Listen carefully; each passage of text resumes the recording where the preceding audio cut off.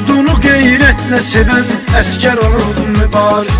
İgidlikdə ancaq özünə bənzər olur mübariz.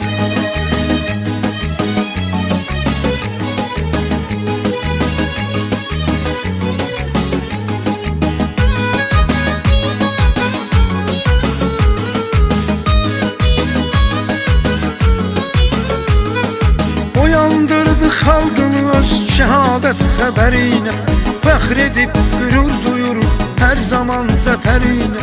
Haqqı danılmazdı onun çünki öz hünərinə, düşmənin başın qoparan xəncər olur mübariz.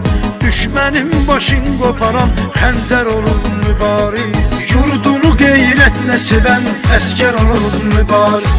İgidlikdə ancaq özünə bənzər olur mübariz.